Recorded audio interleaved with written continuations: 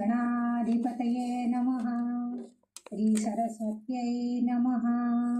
श्री गुरुभ्यो नमः.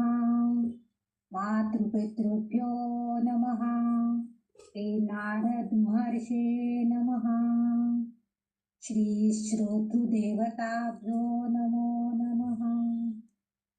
वक्रतुंड महाकाय सूर्यकोटि समप्रभ निर्विघ्नं कुरु मे देव सर्वकार्येषु सर्वदा. गुरुर्ब्रह्मा गुरुर्विष्णु गुरुदेव महेश्वरः गुरुसाक्षात् परब्रह्म तस्मै श्री गुरुवे नमः. आता अभिनव वाग्विलासिनी जे चातुर्यार्थ कला कामिनी ते शारदा विश्वमोहिनी नमिली मिया.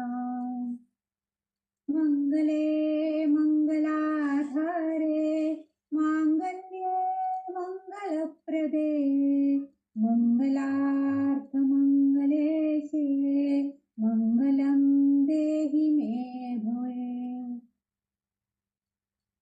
मूकं करोति वाचालं पंगुल्लंघयते गिरिं यत्कृपातमहं वन्दे परमानन्दमाधवम्. आदौ ब्रह्मा मध्ये विष्णुनन्ते देवा सदाशिवाय मूर्तित्रयस्वरूपाय दत्तात्रेये नमोस्तुते. अलंकापुरी पुण्यभूमी पवित्र तिथे नांदतो ज्ञान राजा सुपात्र. तया आठवीता महापुण्य राशी नमस्कार माझा सद्गुरु ज्ञानेश्वरासी. जन्मासी घालूनी जगदाखविले संस्कार करूनी जगी सोडिले. ऋण ना फिटे हो ज्यांचे कदाही वंदू सदा पूज्य माता पिताही. सद्गुरुनाथा मंगलाधारा देवा मदंतरी ज्ञान प्रदीप लावा. कृतार्थ मूढा सहो या करा दयाळा. नमो सद्गुरु ब्रह्मचैतन्याला. सद्गुरु ब्रह्मचैतन्य गोंदवलेकर महाराज की जय. नमो गजानन महाराज की जय. नमो स्वामी समर्थाय नमः. गोपाल कृष्ण भगवान की जय. कुंडलिक वरदे हरिविठ्ठल. श्री ज्ञानदेव तुकाराम पंढरीनाथ महाराज की जय. माझ्या सर्व माता पिता भगिनी सखींनो तुम्हाला नमस्कार. आणि तुमच्या हृदयस्थ असलेल्या परमेश्वराला तर माझं सादर वंदन. खर तर कितीतरी मोठे वक्ते कीर्तनकार विद्वान यांनी अशा प्रकारे कीर्तनाची प्रवचनाची सेवा याच्या अगोदर बऱ्याच वेळा दिलेली आहे. त्यांच्याकडून आपण ही वर्णनं सुद्धा बऱ्याच वेळा ऐकलेली पण आहातच. पण माझ्या अल्पबुद्धीला ही सद्गुरु दत्तात्रयांच्या चरणी ही सेवा अर्पण करण्याचा प्रयत्न करणार. कीर्तन म्हटलं की खरं तर श्रोतृ वर्गाची एक कल्पना वेगळीच असते की त्याला तबला पेटी टाळकरी हे सगळं आवश्यक आहे. पण हे सगळं एका वेळेला उपलब्ध होणं शक्य होत नाही. तर त्यावेळेला कीर्तनाचा बाज परंतु प्रवचनात्मक कीर्तन अशा अर्थाने मी हे प्रयत्न करणार आहे. तर दत्तात्रेय अवताराविषयी सांगण्याचा हा प्रयत्न आहे. या माझ्या प्रयत्नाला आपण सगळ्यांनी आपल्या सगळ्यांचे आशीर्वाद असू द्यायची अपेक्षा आहे. आपल्यासारख्या लहान थोर सुजाण असे सगळे श्रोते मला आधी मिळालेले आहेत. तर मी सगळ्या तुमची आधीच माफी मागते, कारण माझ्यातनं जर काही चुकलं मागलं तर आपण मला नक्कीच माफ करा. खर तर मोठे मोठे जाणकार, अभ्यासू, कीर्तनकार, पंडित, विद्वान हे सगळे असतात. अहो, ते आहेत, त्यांनी कीर्तन करतात, त्यांनी प्रवचन करतात, म्हणून आम्ही काही सांगायचं नाही का? म्हणून आम्ही काही करायचं नाही का? प्रयत्नही करायचा नाही का? तर असं नाहीये. म्हणूनच हे धाडस करण्याचा प्रयत्न मी हा छोटासा एक अल्पसा करणार आहे. कारण राजाहून दौलदार चालीने नेहमी चालतो, त्याचं वर्णन केलं जातं. पण म्हणून आपण काही चालणं सोडायचंय का? मुळीच नाही. आणि म्हणूनच हा प्रयत्न करणार आहे. कारण प्रत्येक जणाला असं वाटत असतं की मी सुंदर आहे, मी शक्तिमान आहे, बलवान आहे, गुणवान आहे, बलवान आहे, आणि मी हे असं सगळं आपण मी समजत असतो. नलने दमयंतीच्या एका आख्यानामध्ये रघुनाथ पंडितांनी अतिशय सुंदर असं वाक्य, म्हणजे त्यांनी जे उद्धृत केलेलं आहे ते फार सुंदर आहे. ते काय म्हणतात बघा, ज्ञानी मी, गुणी मी, कला चतुर मी, श्रीमंत मी, सूज्ञ मी, वक्ता मी, कवी मी, बलाढ्य तरीही ज्ञाता जगी एक मी. पुढे म्हणतायत, वेदांती पटू मी, श्रुती निपुण मी, सर्वज्ञ मी, एक मी, मी समजे परी न समजे मी कोण होतील मी. मात्र मला हे माहित नाही, हे सगळं आहे मी, पण मी कोण, कुठला, कुठून आलोय काही माहिती नाहीये. म्हणूनच जय जय रघुवीर समर्थ, जय जय राम कृष्ण हरी, जय जय राम कृष्ण हरी, जय जय राम कृष्ण हरी. पण माझ्या सखींनो, तर पाहतात, तरी रघुनाथ पंडितांनी तसं वर्णन केलं असलं, पण माझ्यामध्ये मात्र एकही गुण नाही होता त्यातला. कारण मी काय म्हणते बघा, खरं पाहता यातील एकही गुण माझ्यात नाहीये. ज्ञानीना, गुणीना, कला चतुरना, श्रीमंतना, सूज्ञना, वक्ताना, कवीना, बलाढ्य कसली. अहो, मी तर अबलातही एक असे, मी तर एक अबला आहे. मी कुठली बलाढ्य आणि कुठलं बलवान आणि कला चतुर काही नाहीये. नाही वेदांती पटू नाही, श्रुती निपुण अल्पज्ञ ही बाळ मी. अहो, त्या परमात्म्याचं मी हे एक छोटस बालक आहे. हो, छोटस बाळ आहे मी. नाही हो मला समजले, नाही हो मला समजले मी कोण कोठील मी. आणि म्हणूनच मलाच कळलं नाहीये की मी कोण, कोठील आणि इथं कशासाठी आली. हा ही समजत नाहीये, पण आयुष्य मात्र जगती आहे. आणि म्हणूनच गोपाल कृष्ण महाराज की जय. खर तर आपण सगळे श्रोते साक्षात जगदीश मूर्ती म्हणून माझ्या समोर उभे आहात. त्या जगदीश मूर्तींना, म्हणजे तुम्ही जे सगळे श्रोते जण ऐकताय अनन्य भावानं, त्या सगळ्या जगदीश मूर्तींच्या मध्ये मी माझी अर्पत्यसे भक्ती, सेवेची भक्ती, कीर्तन सेवेची भक्ती मी अगदी अनन्य भावानंच आपल्या पुढे अर्पण करते. माझे बोल कसे आहेत, माझे बोल जरी गंगावती तरी स्वीकारावे. आता हे म्हणजे काय, तर जसं माझ्या अल्पबुद्धीने मी हे दत्तात्रयांची सेवा वाक पूजेनं करणार आहे. म्हणजे माझ्या वक्तृत्वातून किंवा माझ्या बोलातून, माझ्या संभाषणातून मी आपल्या पुढे दत्तात्रयांचं थोडस गुणवर्णन, त्याच्या जन्माचं आख्यान मी तुम्हाला सांगणार आहे. शिवपूजेमध्ये जर बेलपान नसेल तर आपण निरगुडाचं पान सुद्धा बेलपान म्हणून वाहिलं तरी सुद्धा शिवाला ते प्रिय आहे. आणि मग तुम्ही तर माझे लाडके भक्त आहात, माझे लाडके सगळ्या सखी आहात. मग तुम्ही सगळ्या जगदीश मूर्ती श्रोते जण चांगल्या कीर्तनांचा आस्वाद तुम्ही बऱ्याच जणांनी आधी घेतलेलाच असणार आहे. हो, कितीतरी प्रवचन ऐकलेत, कितीतरी कीर्तन ऐकलेत. आता युट्यूबवर तरी अखंड लोंढा वाहतोय कीर्तन प्रवचनांचा. किती ऐकावं आणि किती नाही, कान फुटून जायची वेळ येते, इतकं उपलब्ध आहे सगळं साहित्य. पण कधी कधी हे सारखं ऐकण्यापेक्षा त्यांनी कोणाच्या तरी तोंडून काहीतरी ऐकावं. जसं फार फार मिष्टान्न गोड खाऊन, अहो 9 दिवस नवरात्राचे 9 गोड खाऊन तो नुसतं कडू पडलंय म्हटलं. आणि आपण म्हणतो नाही, आता आज सगळं संपलं ना, आता झणझणीत झुणका भाकरी अशी खायची आहे. तर ठेचा झुणका भाकरी म्हणून तरी माझ्या या सेवेकडे तुम्ही बघावं अशी माझी अपेक्षा आहे. थेंबुटा सागरी मिळाला तरी त्यालाही सागराची मान्यता प्राप्त होते.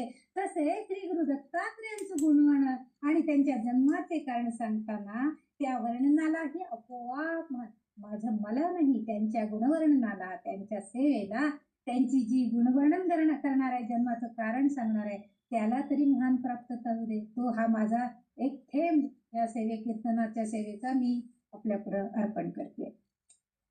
कीर्तन सेवा करायची म्हटली की खरं तर एक अभंग निरूपणासाठी घेतला जातो. मी काल विचारलं होतं की मध्व मुनीश्वर म्हणजे कोण, मलाही त्यांची माहिती जास्त मिळालेलीच नाही, त्यामुळे मी त्यांच्याविषयी काही सांगू शकत नाही. पण त्यांचे जे बोल आहेत, त्यांनी जे अभंग रचलाय तो मात्र अप्रतिमच आहे. त्यांनी काय म्हणतात, एकची ब्रह्म गड्या जगामध्ये, एकची ब्रह्म गड्या, एकची ब्रह्म गड्या जगामध्ये, एकची ब्रह्म गड्या, एकच माती नाना भिंती, एकच माती नाना भिंती, रांजणारी शेगड्या जगामध्ये, एकची ब्रह्म गड्या जगामध्ये, एकची ब्रह्म गड्या, एकची सोने नाना निर्णय दागिन करतात सोनेचे, एकची सोने नाना बाया बुगड्या जगामध्ये, एकची ब्रह्म गड्या जगामध्ये, एकची ब्रह्म गड्या, एकच तंतू नाना वसने, एकच तंतू नाना वसने, शालू अन पगड्या जगामध्ये, एकची ब्रह्म गड्या जगामध्ये, एकची ब्रह्म गड्या. मध्व मुनीश्वर स्वामी रमापती, मध्व मुनीश्वर स्वामी रमापती, ब्रह्मी घेत उड्या, ब्रह्मी घेत उड्या जगामधी, एकची ब्रह्म गड्या जगामधी, एकची ब्रह्म गड्या. मध्व मुनीश्वर जसं त्या ब्रह्मामध्ये उड्या घेतात, या ब्रह्मांडाची माहिती करून घेण्यासाठी एकच ब्रह्म आहे असं म्हणजे त्याचा अभ्यास करायचा प्रयत्न करतायत, त्याच्यासाठी उड्या मारतायत. म्हणजे आपलं आयुष्य वेचतायत, ते उड्या मारतायत म्हणजे इकडून तिकडं, इथून काय मिळतंय तिथून काय मिळतंय याचा प्रयत्न करतायत. असा हा अभंग, एकची ब्रह्म गड्या. गोपाल कृष्ण महाराज की जय. गोपाल कृष्ण राधे कृष्ण, गोपाल कृष्ण राधे कृष्ण, गोपाळ राधे गोविंद गोविंद, गोपाळ राधे गोविंद गोविंद, गोपाळ कृष्ण राधे कृष्ण, गोपाळ कृष्ण राधे कृष्ण. दिगंबरा दिगंबरा श्रीपाद वल्लभ दिगंबरा, दिगंबरा दिगंबरा श्रीपाद वल्लभ दिगंबरा, दत्तात्रय जनार्दन स्वामी एकनाथा, दत्तात्रय जनार्दन स्वामी एकनाथा, दिगंबरा दिगंबरा श्रीपाद वल्लभ दिगंबरा. मंडळी, मध्व मुनीश्वर या संप्रदायामध्ये वैष्णवांच्या मतानुसार हे त्यांचेच अनुयायी असावे. त्यांच्या मराठी भाषेमध्ये अनेक अभंग रचलेले आहेत आणि भक्तिरसाने ते सर्व भरलेले आहेत आणि त्यातीलच हा एक अभंग आपण निरूपणासाठी घेतलेला आहे. ते काय म्हणतात की जगामध्ये एकच ब्रह्मगड्या. खरं तर ब्रह्माची व्याख्या करायची झाली तर तो स्थिरचर व्यापून उरला जो जगदात्मा, स्थिरचर व्यापुनी जो जगदात्मा, दशांगुली उरला, सगळ्या जगाला व्यापून उरलेला आहे तरी सुद्धा 10 बोट पुन्हा उरलाच आहे. म्हणजे अजूनही त्याची व्याप्ती आहे इतकी की ते व्यापून जग ब्रह्मांड व्यापून उरला तरी सुद्धा 10 बोट होते. नैनन चित्रणी नैनंदाती पावका न चैनन क्लेदयंत्या पोषोषेती मारुता, असं त्याचं स्वरूप आहे. असा हा तो एकमेव आहे. असा हा ब्रह्म आहे. म्हणजे या ज्या ब्रह्माची प्राप्ती करून घेण्यासाठी म्हणजेच परमात्मा यालाच प्राप्त करून घ्यायचंय. जसं गंगाळ्यामध्ये जर त्यांना पूर्वीच्या काळी गंगाळा आंघोळीला असायचं आणि लहान मुलांना पाणी काढून द्यायची आई वगैरे. आणि खूप गरम असलं तर सांगायचे, अरे फार गरम आहे बरं का, थोडं गारू दे, मग तू कर बरं का आंघोळ, नाही तर तुला चटके बसतील. मग ती मुलं त्या गंगाळ्यातल्या पाण्याकडे बघत राहायची, केव्हा हे थोडं गार होते. त्या गंगाळ्यातल्या पाण्यामध्ये त्या मुलांना आपलं प्रतिबिंब पाहायचं आणि ते काय करायचे, खेळत बसायचे. ते खेळाचं प्रतिबिंब त्याने हात हलवला की प्रतिबिंब हात हलवत, म्हणजे प्रतिबिंबामधलं ते बाळ सुद्धा हात हलवायचं. असं असं केलं की ते पण जीभ काढून बघ, म्हणजे आपले प्रतिबिंब आपलंच प्रतिबिंब आहे. मग तसं या ब्रह्माचं प्रतिबिंब आहे. दोन नाही ते दोन यात ते रमतात, म्हणजे आपण आणि आपलंच प्रतिबिंब. अशा ह्याच्यामध्ये ती लहान बालकं रमवून जातात. आपल्याकडं कसं आहे, आपले जे संत साधू सज्जन मंडळी आहेत, हे मात्र काय करतात की भगवंताचं ब्रह्मरूप जाणून घेण्यासाठीच त्याच्याशी दोस्ती करतात. ब्रह्मगड्या, गड्या गड्या कोणाला म्हणतो आपण, जेव्हा आपला मित्र अगदी दोस्त असेल, चल रे गड्या माझ्यासाठी, असं म्हणून आपण त्याला बाहेर घेऊन जातो आपल्या बरोबर. दोस्त मंडळ असतं आपलं, कारण जीवलग असतं ते. जे जीवलग आहे ते आपलं आहे आणि त्याच्याशीच ते दोस्ती करतात. म्हणून संत मंडळींना तेच आवडतं की ह्या संत सज्जन कुणाची दोस्ती करतात, भगवंताची दोस्ती करताना दिसतात.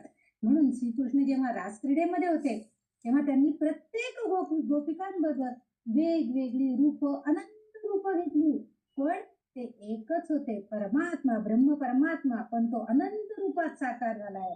आणि ह्याच्यासाठी आणखीन एक म्हणावं वाटतं की तो कसा साकार होतो, म्हणजे आपल्या प्रत्येकाच्या हृदयामध्ये तो परमात्मा आहे. पण प्रत्येकाचं वेगळं आहे. कोणी नकट्या नाकाचं, कोणी सरळ नाकाचं, कोणाचे गारे डोळे, कोणाचे नेडे डोळे, कोणाचे काळे डोळे, कोणाचे चकणे डोळे, म्हणजे प्रत्येकाचं रूप वेगळे. जगामधल्या परमात्म्याने प्रत्येक प्राणी मात्राचं वेगवेगळं रूप, अनंत रूप तयार केलेली, पण तो प्रत्येकामध्ये भरलेला आहे. आणि म्हणूनच एक बीज असते, पण त्याचा मात्र वृक्ष होतं. जसं आधी बीज एकले, आधी बीज एकले, बीज अंकुरले रोप वाढले, बीज अंकुरले रोप वाढले, आधी बीज एकले.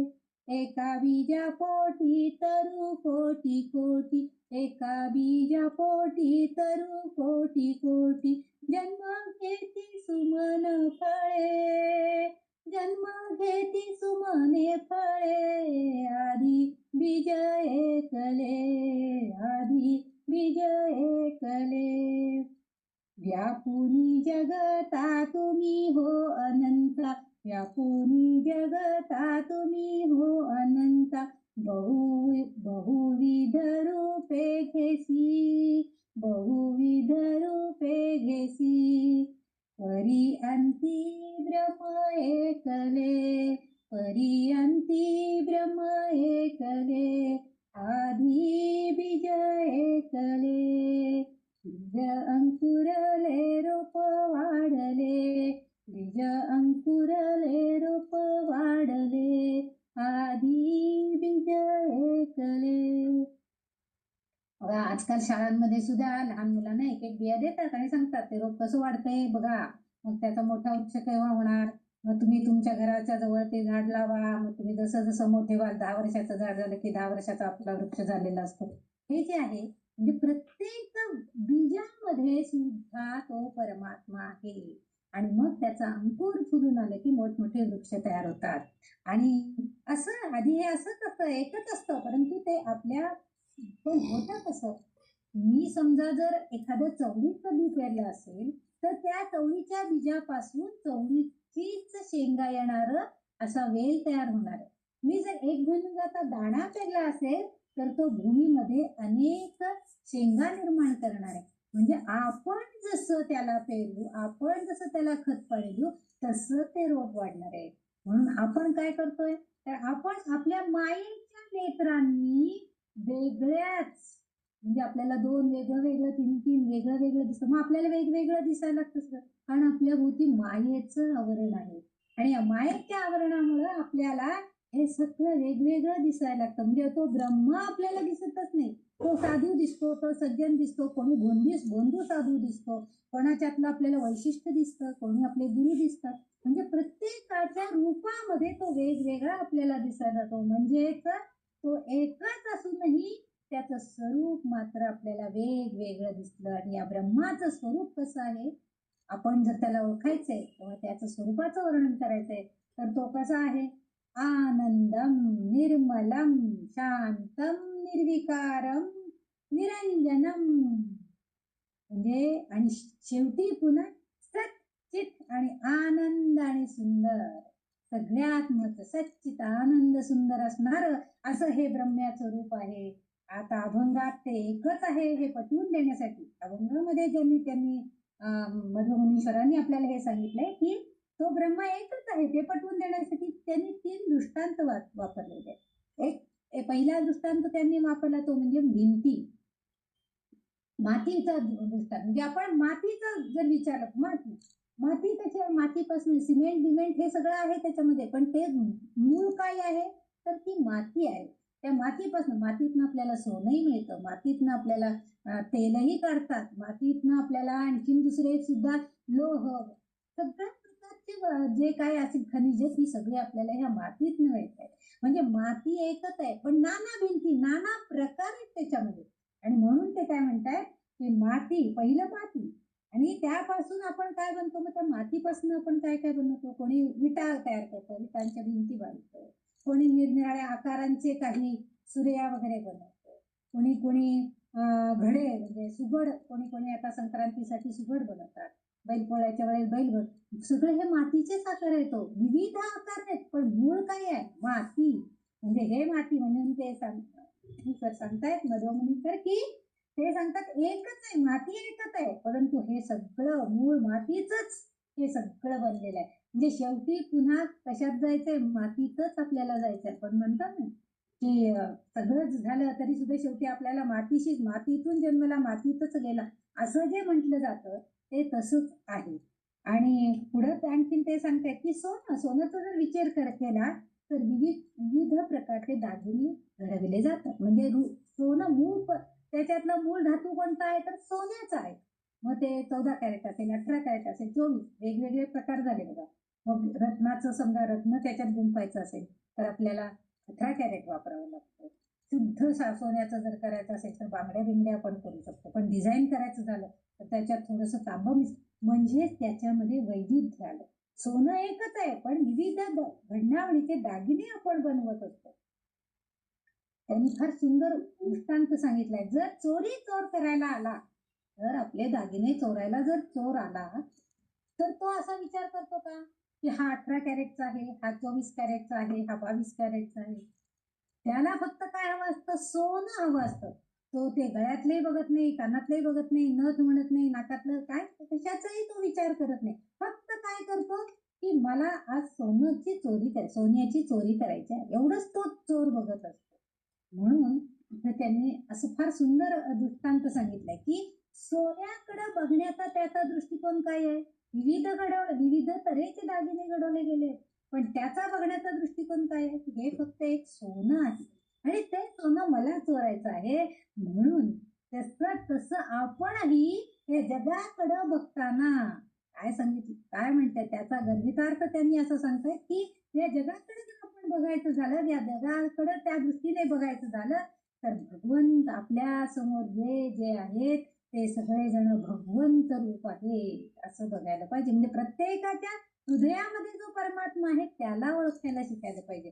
आपल्याकडे जी रामराम करायची पद्धत आहे पूर्वीपासून, आता हाय हॅलो बाय बी असं करतात, पण आता पूर्वी तसं नव्हतं. पूर्वी कुणीही भेटलं तरी रामराम, कारण तुझ्या हृदयात जसा राम आहे तसं माझ्या हृदयात राम आहे हे सांगायचं असायचं. त्या रामाला वंदन असायचं. प्रत्यक्ष माणूस म्हणून तुम्ही कशाही पद्धतीचे माणूस असा, कधी तुम्ही सज्जन असाल दुर्जन असाल, परंतु तुमच्या अंतरंगात असणाऱ्या आत्मा रामाला मात्र त्यांचा नमस्कार असायचा. आणि म्हणून ते सांगताय जे जे भेटे भूत ते ते मानिले भगवंत, या स्वरूपाचं दृष्टिकोन आपल्याकडे पाहिजे. आणि मग आपोआपच काय होतं, इथं आपली भक्ती वाढीस लागते. आणि भक्ती वाढीस लागली ते आपोआपच रोज ज्या उपासना करतो आपण, भक्ती करतो म्हणजे काय करतो आपण, रोज उपासना करतो बघा. आता आपण 4 महिने चातुर्मास विविध देवांची हे स्तोत्र वगैरे वाचून रोज आपण उपासना एक एक धरली होती. ज्या ज्या दिवशी जे वार असेल त्या त्याची उपासना आपण करत होतो. रोज 2 अध्याय गीतेचे. उपासना एक प्रकारची म्हणजे भक्ती आहे त्याच्यामध्ये.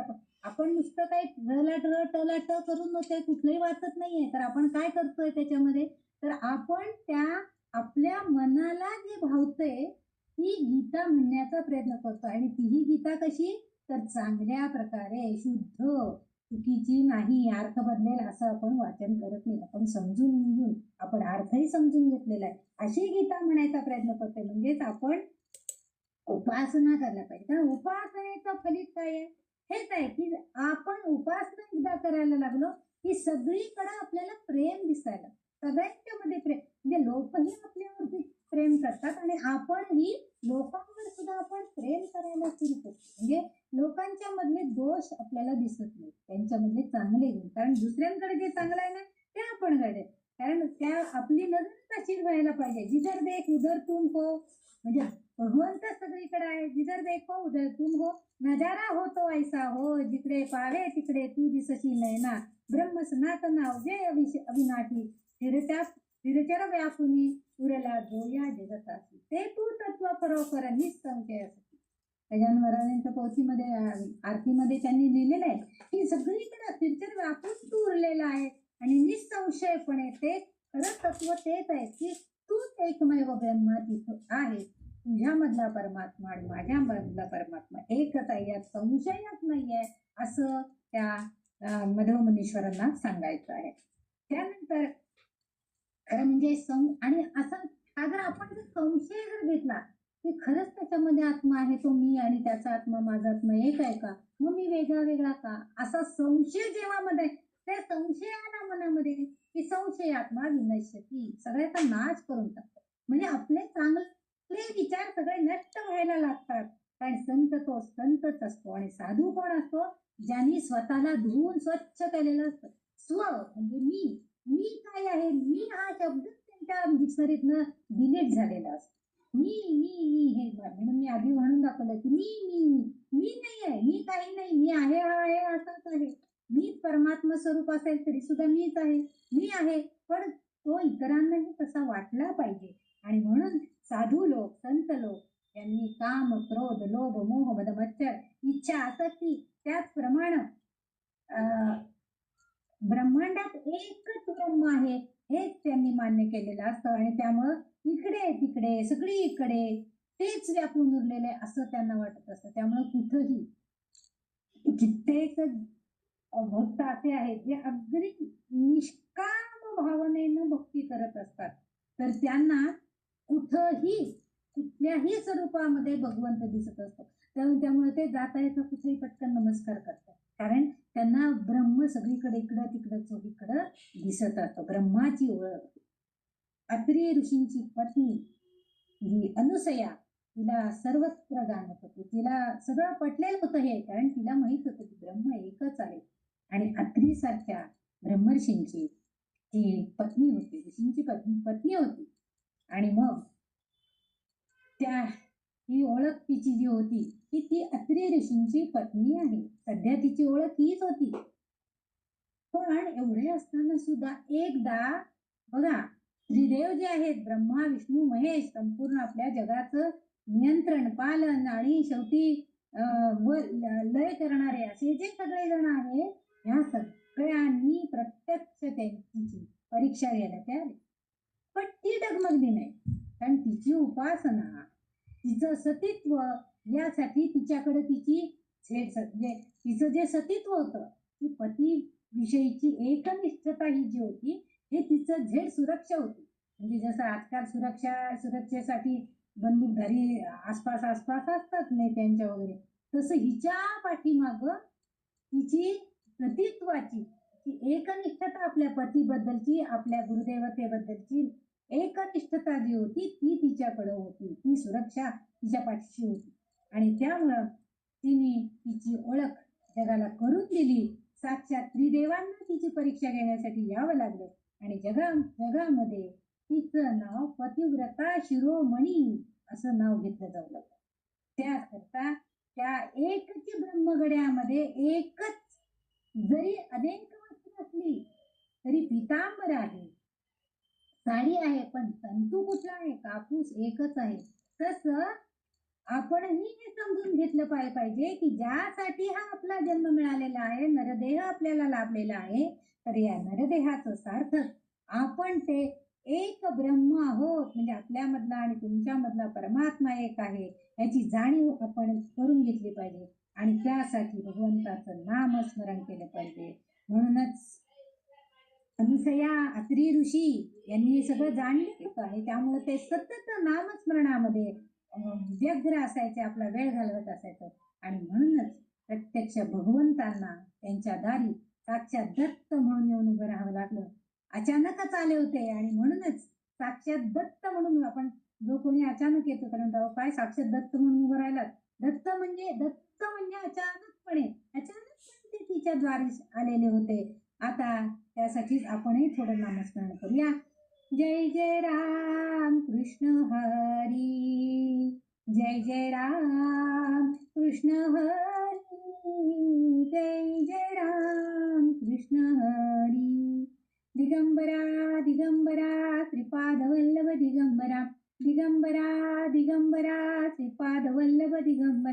दत्ता दिगंबरा या हो, सावळ्या मला भेट द्या हो. दत्ता दिगंबरा या हो, सावळ्या मला भेट द्या हो. दत्ता दिगंबरा या हो, सावळ्या मला भेट द्या हो. दिगंबरा दिगंबरा श्रीपाद वल्लभ दिगंबरा, दिगंबरा दिगंबरा श्रीपाद वल्लभ दिगंबरा.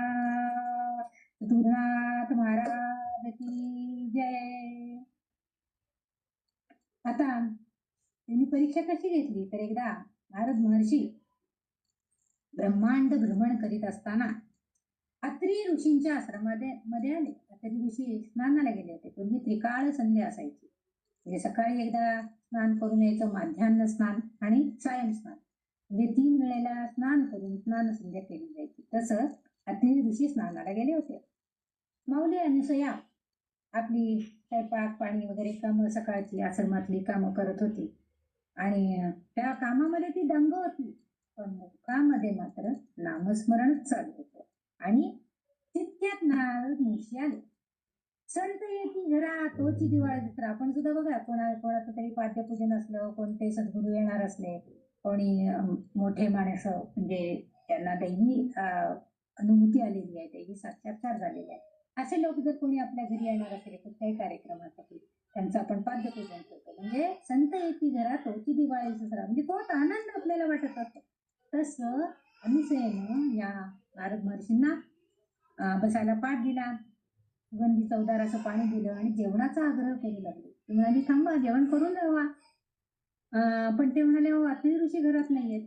नाही, ते येतील ना, ते येतील मग तुम्ही 2 जण जेवण करा. ठीक आहे म्हटले. अत्री ऋषी घरी नाहीत, ते आल्यावर आम्ही 2 जेवू, त्यांनी सांगितलं. आणि माध्यान्ह स्नान आठवून जेव्हा अत्री ऋषी घरीच आले तेव्हा नारद ऋषींना बघून अत्री ऋषींना अतिशय आनंद झाला, कारण दोघही ब्रह्माचे पुत्र आहेत. आनंद अत्री ऋषी आणि नारद महर्षी दोघही ब्रह्मदेवाचे पुत्र आहेत आणि त्यामुळे आपला भाऊ आपल्या घरी आलेला आहे बघून. बघा, आपल्याकडे आज सुद्धा जर आपण जर लहान असलो आणि मोठे भाऊ जर आपल्या घरी आले, किंवा आपण मोठे असलो आणि लहान भाऊ आपल्या घरी आला, तरी सुद्धा आपल्याला खूप आनंद होतो. म्हणजे पुरुषांच्या चेहऱ्यावरती हे लगेच आपल्याला बघायला मिळतं. प्रत्येकांच्या घरामध्ये हेच असतं. तसं आपला भाऊ आला म्हटल्यावर, कारण दोघेही नात्यानं भाऊ होते आणि अतिशय आनंद झाला त्यांना. ब्रह्मदेवाचे पुत्र आहेत ते, सप्तर्षी मधले, त्यामुळं आपले मोठे दीर आले, ते अनुसयेनं ताडलंच होतं आणि त्याप्रमाणे त्यांनी छान असा स्वयंपाक केला आणि म्हणाली की आता जेवण तर करूनच जा, पण 8 दिवस राहा की, आलाय तसं राहा. आपण म्हणतो बघा 8 दिवस राहा की, आता काय त्यात तिथं काय जाऊन करायचंय, काय व्हायचं.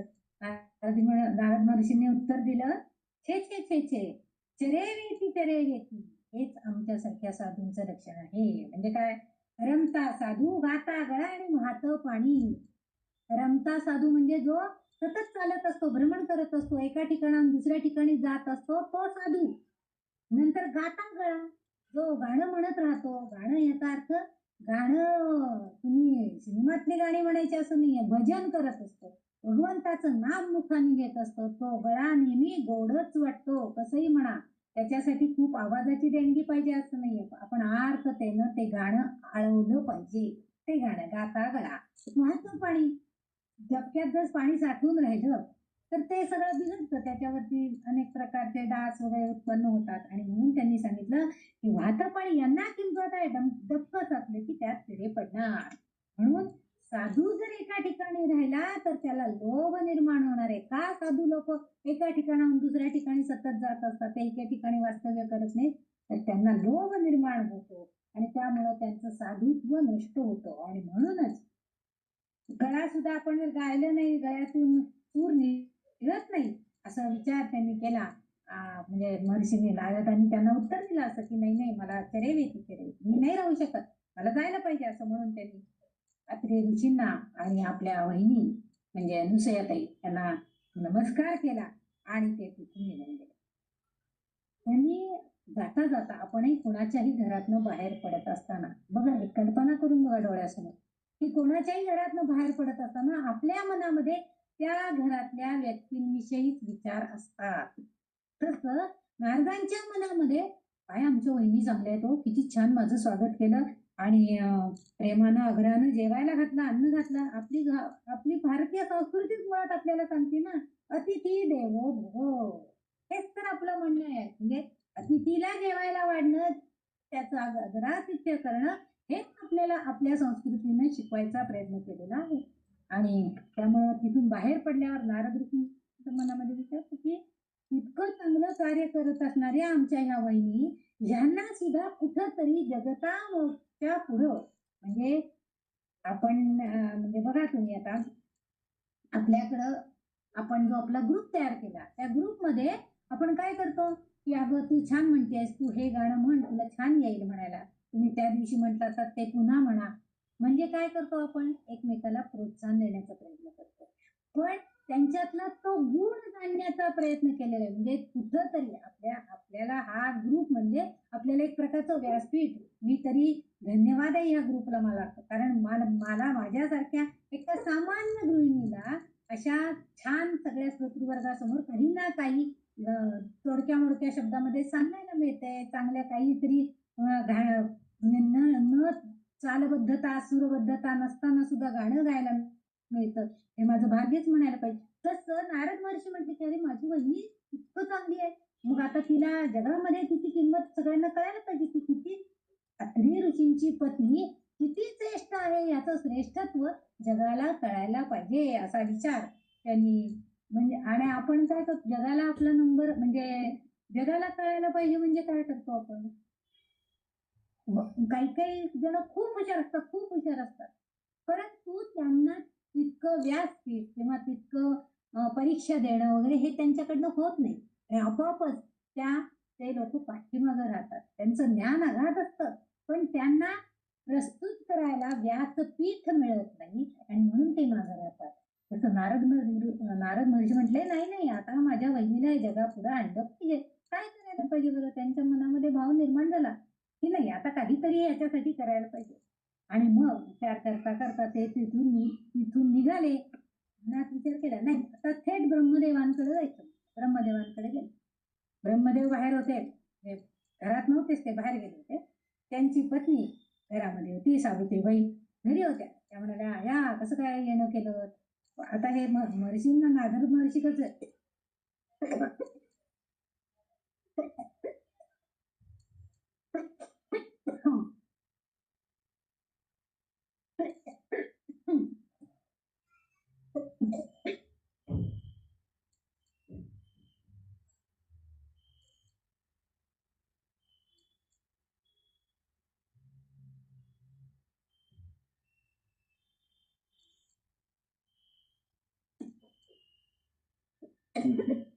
नारद महर्षींना सगळीकडे खंडामध्ये फिरायची मोकळीक होती. ते कुठेही जाऊ शकत होते. संपूर्ण ब्रह्मांडामध्ये त्यांचा स्वैर संचार असायचा. आणि त्यामुळे तिथे गेला तिने विचारलं, "काय, कसं काय? काय आलात? काय येणं केलं?" सहजच आलो. त्यांनी आपलं सावित्रीबाईंना विचारलं, "काय, कसं काय चाललाय संसार? आमचे ब्रह्मदेव काय म्हणतायत?" वगैरे, वगैरे. म्हणजे छान चाललं. मग तिने विचारलं, "तुम्ही जे त्रैलोक्याचा संचार जेव्हा करत असतात, तिथं पृथ्वीवर वगैरे सगळीकडे कसं काय चाललंय?" तिने पण विचारलं. मग त्यांनी सांगितलं, "की मी असं ऐकलंय बुवा सगळं छान चाललंय सगळीकडं. पण पृथ्वीवर कोण म्हणे एक ऋषींची अनुसयाबाई म्हणून एक ऋषी अत्री ऋषींची भारी आहे, ती म्हणे सती म्हणून एक नंबर आहे बघा. आता आपल्यापेक्षा दुसरी श्रेष्ठ आहे म्हटलं की थोडस मनाला कसमीस कसमीस होतं.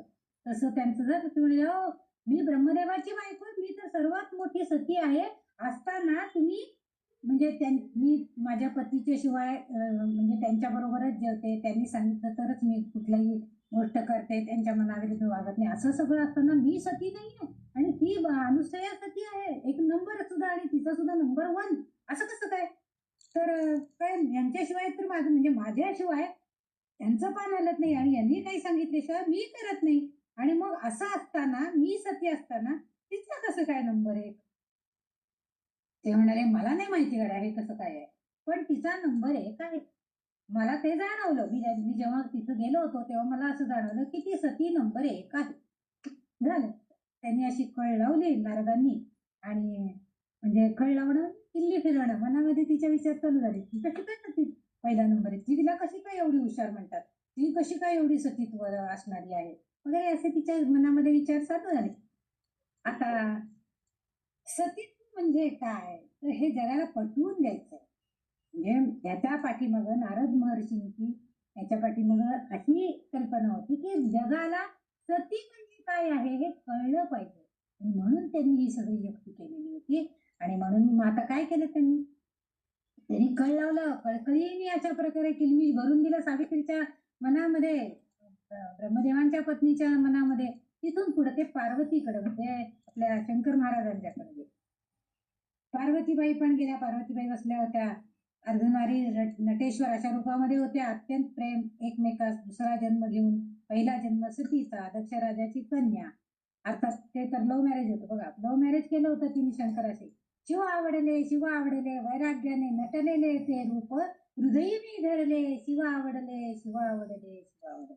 असं करून तिने शुभ्र हिमापरी धवल ते सदा चिंती शिव असेच मन मजसी, म्हणते मोहनी मज गेले शिव आवडले शिव आवडले, असं तिच्या मनामध्ये त्यावेळेस भावना होती. त्यामुळं त्यावेळेस त्या पार्वतीनं, त्या सतीनं त्या शंकराशी लग्न केलेलं होतं. आणि बाकीची सगळी गोष्टी आपल्याला माहिती आहे. खरं तर शंकराकडे काही स्टेट नाही, काही नाही, काही अलंकार नाही.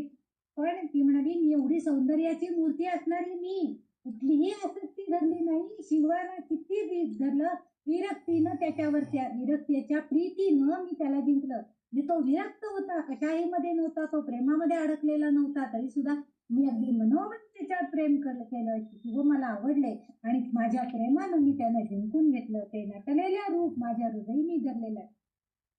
असं असताना पूर्ण मूर्ती असलेले शिव ज्या शतीला ते आवडले होते, आणि असं असताना तिने अनिच्छेनं आपल्या आई वडिलांना नको होतं त्यांना, तिने शंकराची लग्न करणं नको होतं. दक्षराजांनी त्या लग्नाला विरोध केलेला होता आणि म्हणून शेवटी त्या सतीनं त्या दक्षाच्या यज्ञामध्ये आपली आहुती दिली होती आणि पुन्हा जन्म घेऊन ती पार्वती म्हणून आली आणि पुन्हा शंकरालाच तिने वरली. अशी ही सती नंबर 1 असताना तिथं जाऊन आता नारद महर्षी सांगायला लागले, कळ लावायला लागले की नाही नाही, पृथ्वी तलावर अत्री ऋषींची भार्यात 1 नंबर आहे. झालं. मग आता तिने म्हणले अहो मी पुन्हा जन्म घेऊन शंकरांशी लग्न केलंय, माझं सतीत्व सगळं जाळून त्या यज्ञामध्ये, आणि असं असताना तुम्ही मला सांगताय. नाही नाही म्हटले, मला माहित नाही, मी तिथं जाऊन आलो, मला ती सती नंबर 1 वाटली. ठीक आहे.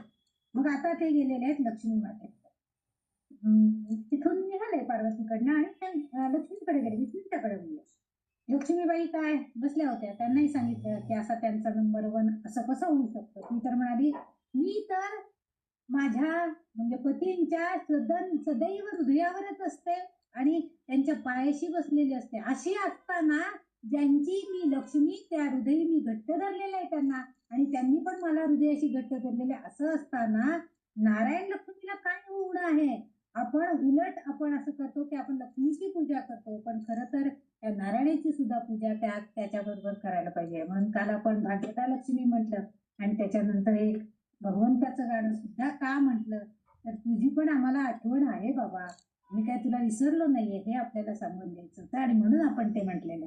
म्हणजे जिथं इतकी तिच्या पायाशी, त्यांच्या पायाशी, विष्णूंच्या पायाशी बसून सतत ती त्यांचं नामस्मरण करते, सतत ती त्यांच्या जवळ आहे, त्यांची सेवा करते.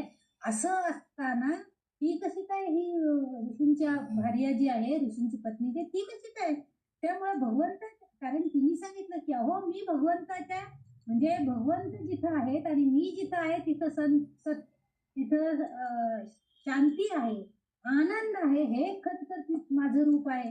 आणि असं असताना तिचा कसा नंबर होऊ शकतो? कारण विष्णू आणि लक्ष्मी जिथं आहेत त्या घरामध्ये सदैव आनंद नांदत असतो, सदैव सगळे सुखी असतात आणि एकमेकाची अतिशय नम्रतेनं वागत असतात आणि सुहृद एकमेकाचे जे असतात ते फार जवळचे होऊन जातात, जिथं विष्णू आणि लक्ष्मी एकत्र आहेत. आणि असं असताना तुम्ही तिला म्हणताय की म्हणजे मी नाही आहे सती आणि ती सती आहे असं तुम्ही म्हणताच कसं? ते काय मला माहित नाही बाबा. त्यांनी आपली कळ लावली आणि नारद महर्षी नारायण नारायण नारायण म्हणत पुन्हा त्रैलोक्यामध्ये भ्रमण करायला निघाले.